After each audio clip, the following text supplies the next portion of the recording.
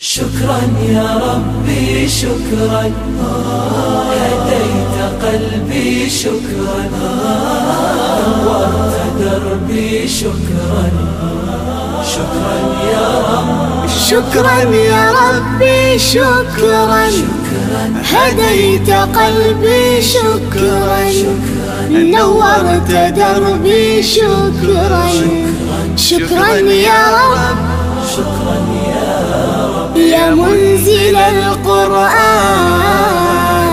يا خالق الإنسان يا رب يا رحمن. بسم الله الرحمن الرحيم وبه نستعين والصلاة والسلام على أشرف الأنبياء والمرسلين سيدنا ونبينا بالزهراء أبي القاسم محمد آله الطيبين الطاهرين. أما بعد فقد قال الله سبحانه وتعالى في محكم كتابه المبين والفرقان الحميد وهو أصدق القائلين وقوله الحق.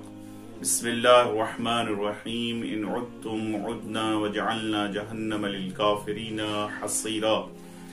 سورہ مبارکہ اسراء کی 8ویں آیت کے جس کو سرنامہ کلام قرار دینے کا شرف حاصل کیا. اس ویڈیو کا عنوان ہے سوشل میڈیا اور آج کا زمانہ.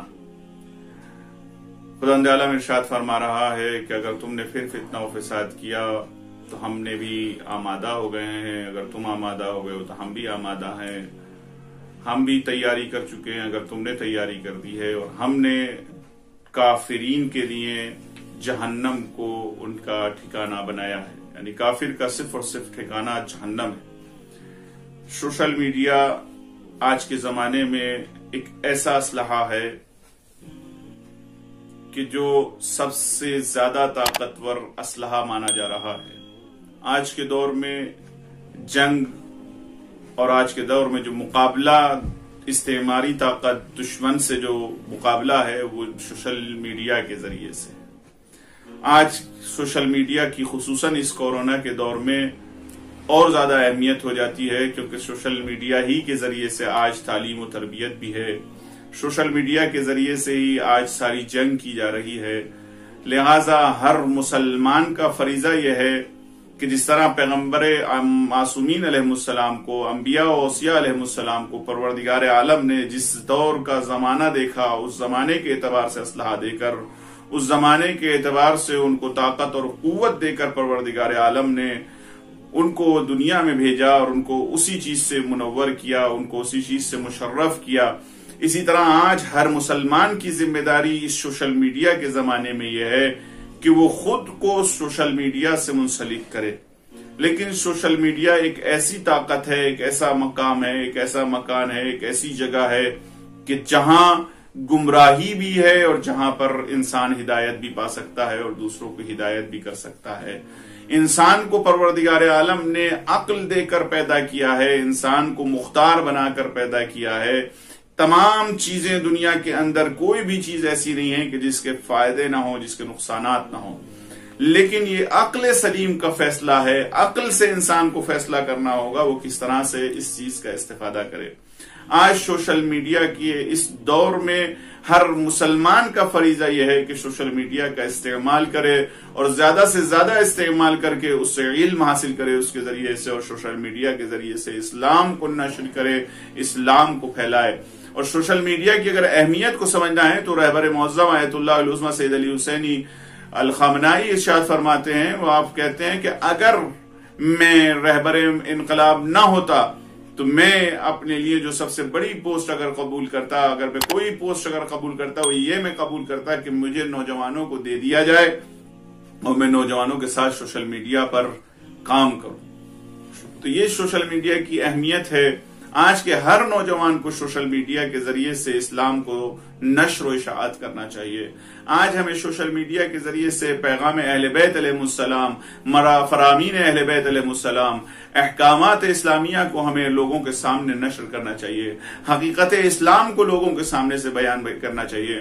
ہمیں اہل بیت علیہ السلام کے اہداف اور مقاصد کو بیان کرنا چاہیے. ہمیں کربلا کو صحیح طریقے سے سوشل میڈیا کے ذریعے سے روشن کرنا چاہیے. ہمیں سوشل میڈیا کو اپنے ذاتی مفاد کے لیے استعمال نہیں کرنا چاہیے.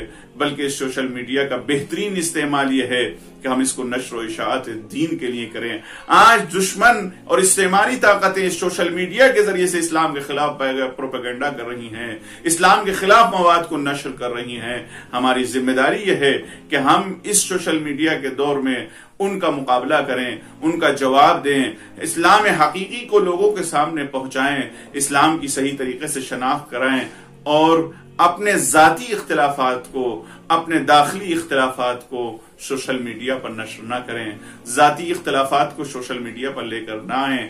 ہمارے جو اختلافات، چاہے وہ نظریاتی اختلافات پائے جاتے ہوں، چاہے ہمارے کوئی شخصی اختلافات پائے جاتے ہوں، ان کو سوشل میڈیا پر لا کر قوم و ملت کی آبروریزی نہ کریں۔ ہر نوجوان کا فریضہ یہ ہے کہ وہ سوشل میڈیا کا صحیح استعمال کر کے اہل بیت علیہ السلام کے فرامین کو نشر کرے، دین اسلام کی حقیقی شناخت لوگوں کے سامنے کرائے۔ آج جو استعماری طاقتیں اسلام کے لیے لوگوں کے دل میں نفرتیں بھر رہی ہیں، ہم احکام اسلامی، حقیقت اسلام کو بیان کر کے لوگوں کے دلوں میں محبت پیدا کریں، لوگوں کو اپنے دین کی طرف دعوت دیں اور اپنے آپسی اختلافات، آپسی جھگڑوں کو سوشل میڈیا کے ذریعے سے لوگوں تک نقل نہ کریں، کیونکہ حدیث میں پایا جاتا ہے کہ اگر انسان اپنے گھر کی برائیوں کو، اپنے اندر کی داخلی برائیوں کو، اپنے گھر کے اختلافات کو لوگوں کے سامنے بیان کرتا ہے تو انسان رسوا ہو جاتا ہے۔ اور اسی چیز کے لیے رہبر معظم آیت اللہ العظمی سید علی خامنہئی نے ایک جملہ کہا تھا کہ اگر جسم میں زخم پایا جاتا ہے، اگر ہم اس زخم کو کھلا چھوڑ دیں تو مکھی ضرور آ کر بیٹھے گی۔ لہٰذا اگر ہمارے اندر کوئی اختلافات پایا جاتا ہے، اگر ہمارا کوئی جھگڑا ہے، اگر ہمارے کوئی نظریاتی اختلاف پائے جاتے ہیں تو ہمیں سوشل میڈیا پر اس کو نشر نہیں کرنا چاہیے، بلکہ آپس میں بیٹھ کر ان مسائل کو حل کریں۔ سوشل میڈیا کا استعمال صرف اور صرف ہمیں نشر علوم آل محمد کے لیے کرنا چاہیے، اہل بیت علیہ السلام کے علوم کو لوگوں تک پہنچائیں، اہل بیت علیہ السلام کے پیغامات کو لوگوں تک پہنچائیں۔ آج بہترین وسیلہ، آج بہترین اسلحہ دشمن سے مقابلہ کرنے کے لیے سوشل میڈیا ہے۔ والسلام علیکم ورحمۃ اللہ وبرکاتہ۔ شکرا یا ربی شکرا، هدیت قلبی شکرا، نورت دربی شکرا، شکرا یا رب، شكرا يا ربي شكرا، هديت قلبي شكرا.